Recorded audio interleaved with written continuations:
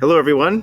I thought I'd take some time and show you the next assignment that you have to do, which has just been posted on Google Classroom. Before I do that, though, I just wanted to make a quick mention of a video which hopefully you've had a chance to at least see, and that's how to install the Microsoft Office extension inside the Google Chrome browser. This is extremely useful for people who don't have Microsoft Excel installed on their computers, or they don't have access to a computer. This will allow you to at least use Microsoft Excel, in fact, all of Office, the entire suite of products, in Google Chrome. So take a look at that. If you already have Excel and you're using Excel, you don't need to install it, but it is useful just in case. So you might get some benefit from that as well. So on now to our assignment. Race Points Keeping Score is the name. So we have another short story here where there's a sunny summer afternoon in a local park, Parque New Glaçu, which is familiar to a lot of you, I think. We have two groups of friends participating in a series of races. And for some reason, they're all exchange students because they all have English-sounding names. But anyway, Rachel, Claire, Paul, and Tom in the first group, Jenna, Susan, Mark, and Steve in the other group. And they need your help keeping score.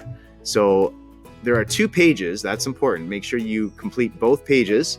What you have to do is you have to enter in formulas in a series of cells to keep track of how they did. And all the formulas go in the blue colored cells. And there's a few questions you have to answer as well. 4 questions which go in the yellow colored cells. Okay? So without further ado, this is what the page will look like. You download the file from Google Classroom, open it up in Excel or in the extension of Excel. And I've already started to complete it here, but let me just go back. This is going to be blank when you start. Again, the winner gets 4 points, second place gets 3 points, third place 2, last place gets 1 point. These are the that's the summary of the instructions again. And this is where we're starting. So we're going to take these here, and we want to add them all up together. And we found out in the last exercise, we can do that by typing in sum. In your case, it would be summa. But because my computer has the English language installed, it would be sum. And again, I grab the first cell, I drag this down and release, right? And I complete it by pressing the closed parenthesis. So now I have 10. Okay, and don't forget the equal sign. You definitely need the equal sign when you are doing any formula, right? And the second one, use min to calculate the lowest point of each score. So we type in equals min, which should be the same both in Spanish and English. Again, we grab all of these, release, close our parenthesis, and we get 1. And we have to look at these just to make sure they make sense. Does that make sense? Is 1 the lowest mark? Yes, it is, right? So that's a good way to check. Equals max, right? Same idea. Max will be the same in Spanish and in English. Complete the parentheses, right? And that looks about right. There are no numbers higher than 3, so that is the max.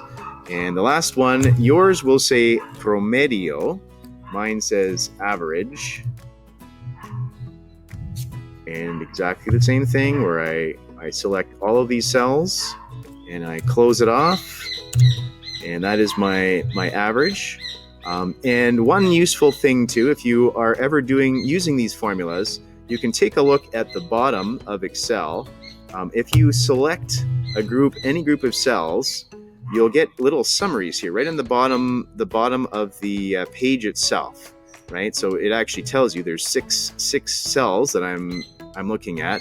The sum is 10, which agrees with what I got, which is good, and the average is 1 2/3, which is exactly what we got as well, right? So that's a good way to check, and you can always use the trick that I showed you in the last couple of assignments, whereby you go to the bottom right-hand side, you wait for the white cross to turn into a black cross, then you click and drag without releasing your mouse or your trackpad.